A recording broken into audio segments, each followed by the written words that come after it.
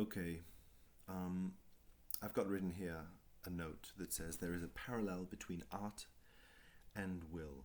I'm trying to explore this. I can't really remember what I meant when I wrote this note, but I do know that I was thinking about art. And I guess one of the things that I could say that I was thinking about how artistic block, creative block kind of works. Or, yeah, something I think about artistic block, a theory I have about it. I feel that there is a way in which, at the beginning of an artistic process, okay, this has been my experience. At the beginning of an artistic process, you find these patterns and ideas that you want to express, and you're excited to express them because I think, to a certain degree, because they seem different from the patterns and ideas that you know. Okay, so for example, if you are, let's say, writing a melody, I keep thinking of music in this context, but if you're writing a melody, you could have this experience that a melody comes to you. Let's say a melody comes to you that you've heard a million times. I feel there's something about that where if you were to write that down, if you were to make your song be a melody that you've heard a million times, and that's what your song is going to be,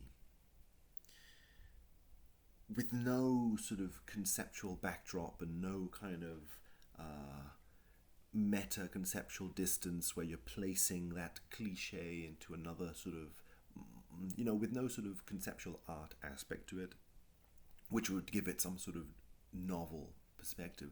You're just making a song that someone else already made.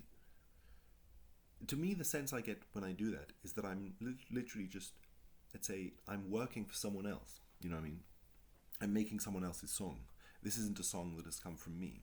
I'm just saying something that already has been said, that someone else said. And I feel something about that. When you take it to its logical extreme, it isn't. I'm hesitant to say this, but I would say that maybe it stops being art. Exactly. In practice, it doesn't. Again, this is just a logical conclusion. Because I think that in practice, I am very convinced that if you take things to their logical extreme, if you take the ideas that already exist, some element of meta space is going to open up. Because, yeah, maybe it's going to be a melody that everyone knows, but it was never made by someone in their bedroom. You know what I mean? Like, just by you copying that melody, there is some kind of novelty added to it. So in practice, I would say that in practice it's almost impossible to plagiarize art. There's always going to be some sort of meta element added to it that's going to be new. Just by the fact that in strict definitional terms, it isn't the same piece of art, right? You are making it right now, blah, blah, blah, and so on. But in any case, in theory, there is some way in which making that kind of art is simply copying, it's transcribing something. You're transcribing a piece of art that already exists. You could say that in some theoretical way, you are simply recreating an artwork that already exists. And therefore, it's a different kind of task, a different kind of job. It's a job of recreation, transcription, and not exactly creation. And again, this is all only in theory. But I think that it's this theory does sort of matter in some way, because when you find yourself making art, okay, I feel like you notice that. You tend to notice when your art is tending towards the transcriptive aspect. And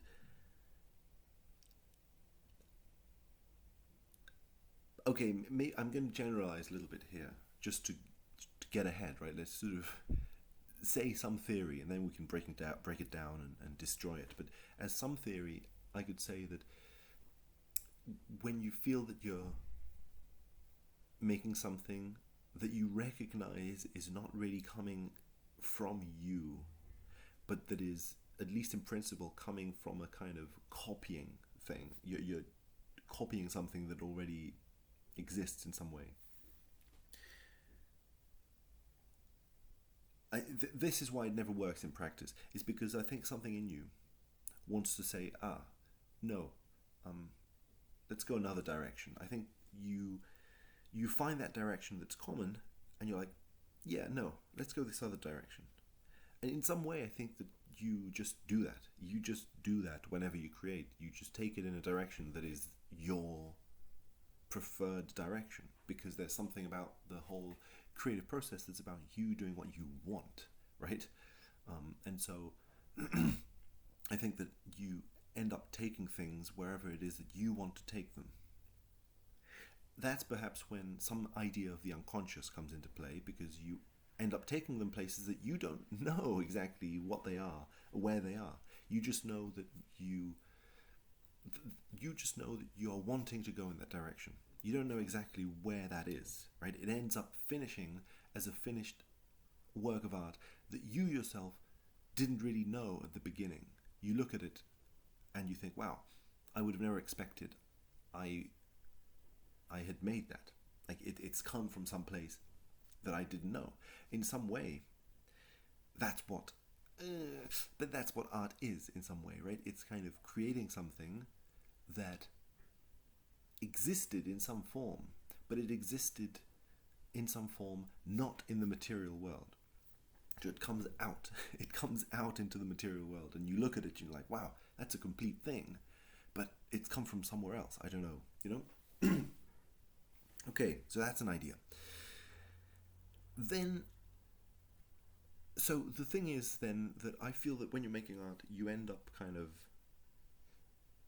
going in these directions that are in dialogue and sometimes even in opposition to forms that already exist. And again, I think that even plagiarism kind of comes into this. Like if you something that already exists, you start working with that material, you end up taking it places that the plagiarized material never went to. Like if you plagiarize a song, you're going to be recording it with different instruments. You're going to be recording it with a different quality microphone than the original work was. So you're going to be producing something that is different, and that will have in it your own artistic excuse me, all the coughing, a different sort of artistic touch to it, right? And that artistic touch is going to come from you, from a place that you don't yourself quite understand. So you're going to create a weird plagiarized version of something that in some way is your work of art. And obviously the same thing happens when you're just, let's say, working directly with the original material, cutting sections of the original material, collaging them together. Sure, it's going to be recordings of the original instruments used in that song. You're going to be working with those original recordings. But the way in which you cut them together, or even if you just grab the original song and upload it to the internet, say, here's the song, right? I just copied it. I just literally grabbed the song file and uploaded it. Something is different there. Again, it's more of a conceptual art aspect, but no one else uploaded that song in that way on that particular day from your computer.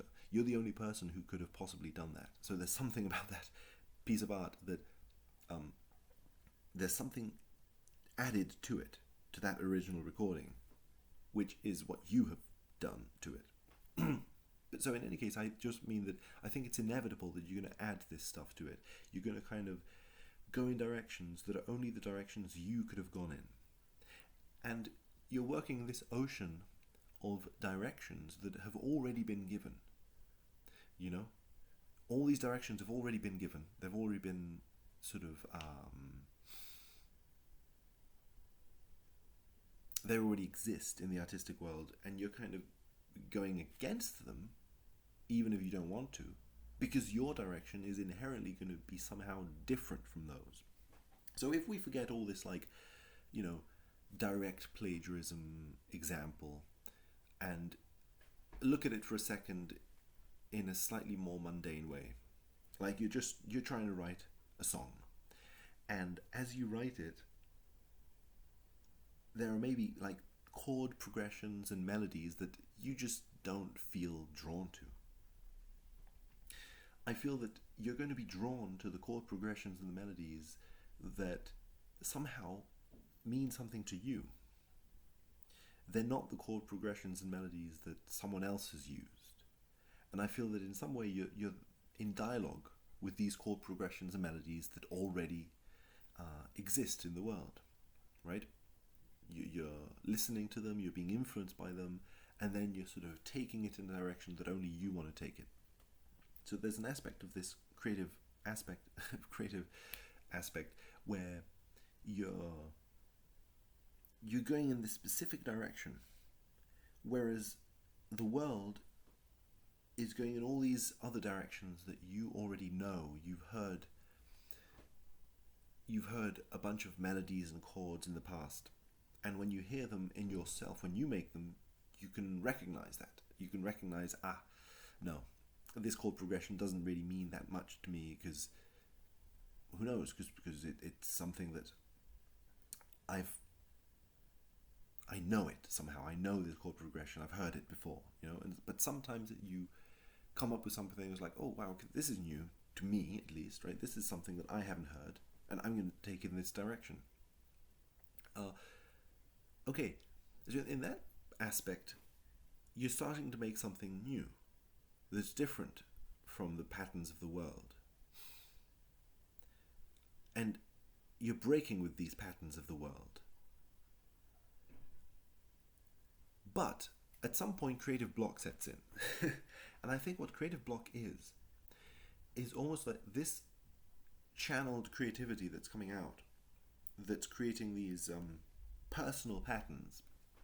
At some point, you start making the same song again and again and again and again.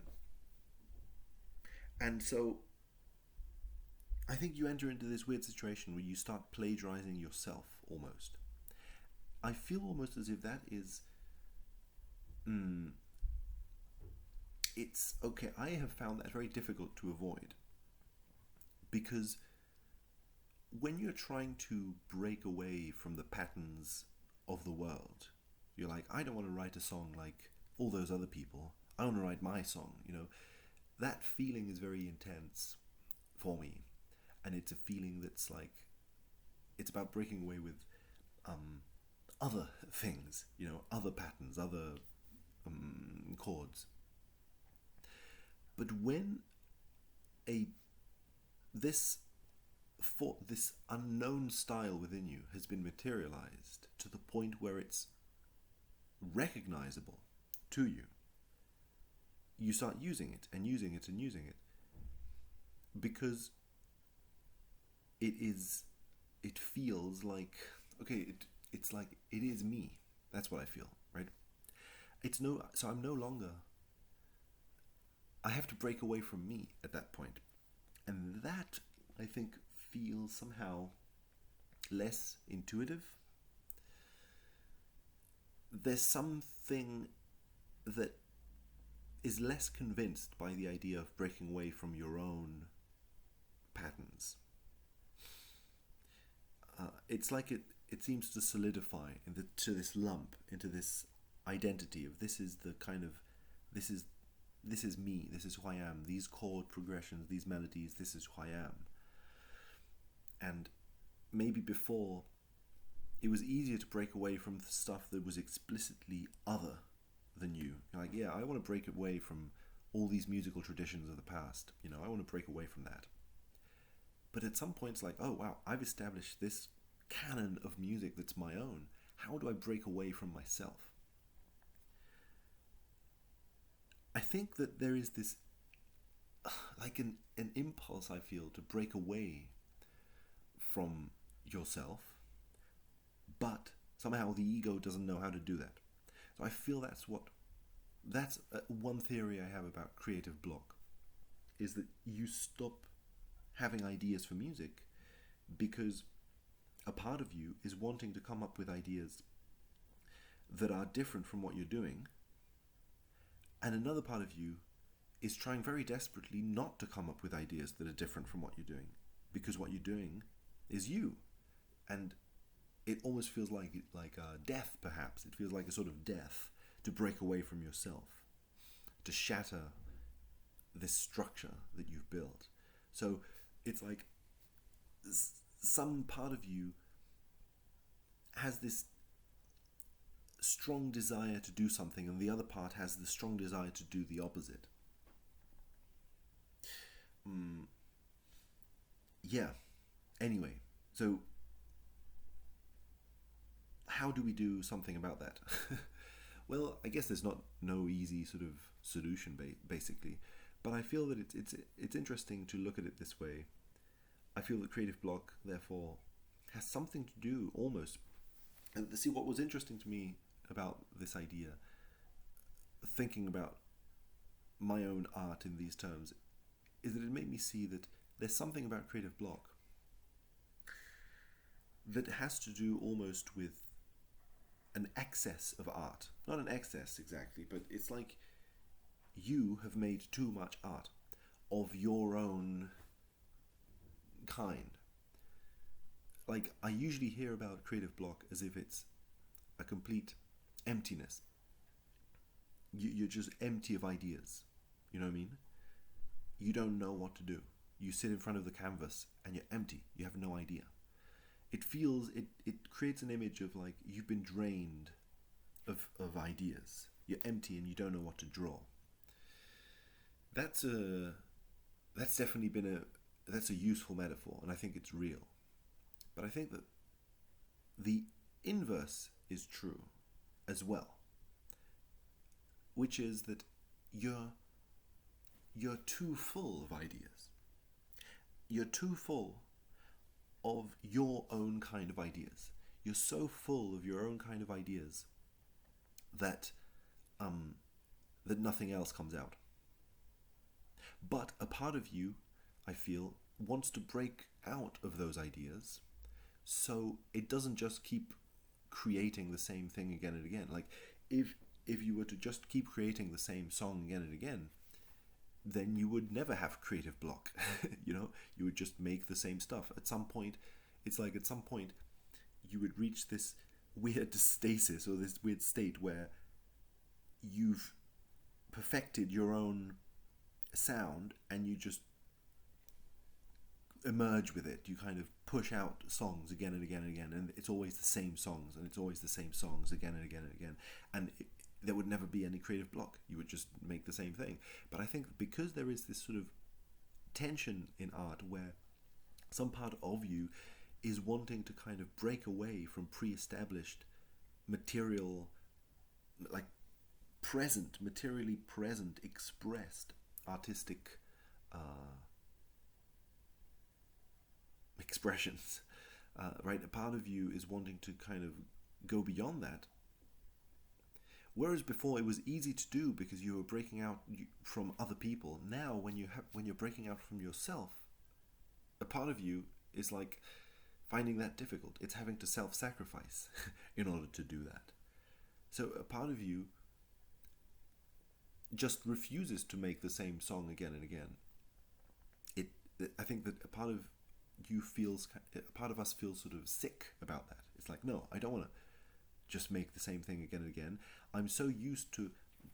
See, if your way of making art in the past was about breaking away from patterns, that's how you reached this moment you're in now. You reach this moment in which you have a well-defined sound. You reach that because you were breaking away from other well-defined sounds. So you were breaking away from other well-defined sounds and saying, yeah, no, not that chord sequence, not that melody, not that rhythm bass, not that thing. And you reach this thing of what you want to do. But then, once that thing is established, you're still on a roll. You're still on a roll of saying, no, no, not that established thing, not that established melody. So it's like you're still riding that horse, that your creativity is still based on, like, again, if you're doing that method of creative stuff, then you're still riding that horse of let's break away from all pre-established things that I have encountered, that have been expressed. So you're still riding that horse of, okay, let's do something different, but that let's do something different is based on the idea of let's do something different, let's do what I want to do, right? But now what I want to do has become a deeply entrenched habit. I want to make the melodies that I know how to do. You know what I mean? Like, before the beginning, what I want to do is fresh. It's completely different from the stuff that was happening outside of, beyond me. So I just did what I wanted to do, and it was different from all those other things. But at some point, what I want to do becomes it's a habit. It's literally like, it's like you're eating the same meal again and again. Before, the world was feeding you all these different meals. You're like, no, I want to cook my own meals. I want to do something different. But then you end up establishing this dish that you've made, and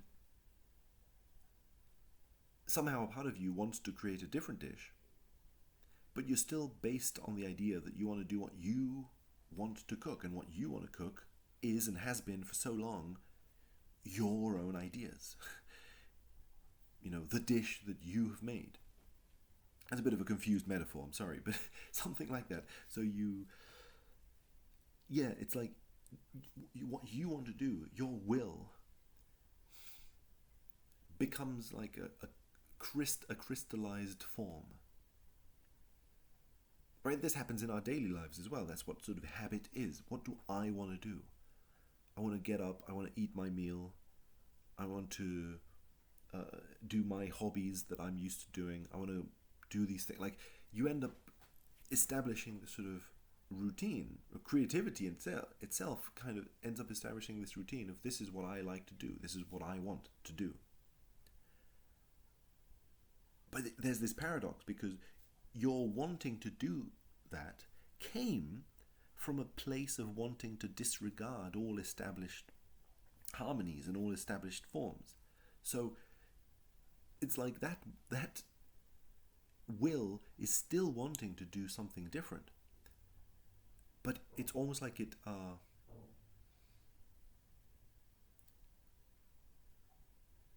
don't know.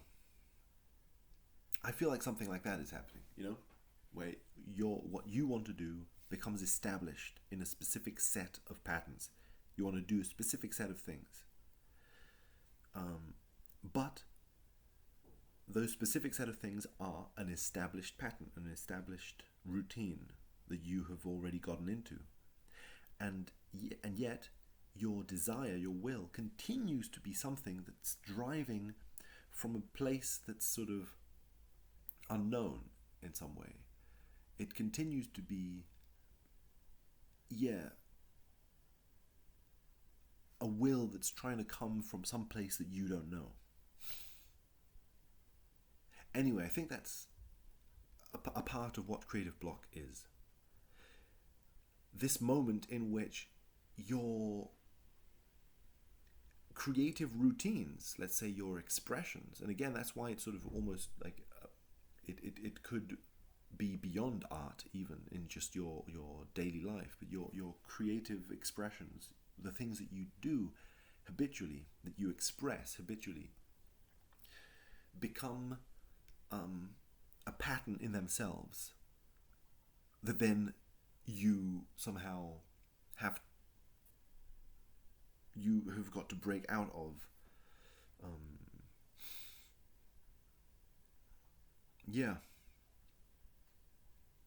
It's funny how that works, right? That's the thing, because it could in theory be like this eternal creation of art. You just eternally do this thing that you that you want to do. You've reached this crystallized form, just repeat that again and again.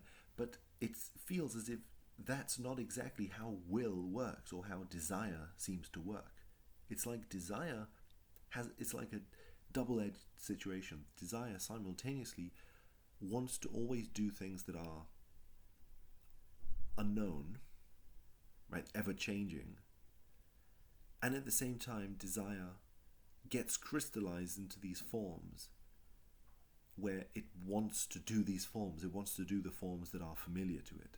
So it kind of reaches this sort of standstill, this tug of war where nothing gets done. Nothing gets done. Creative block, right?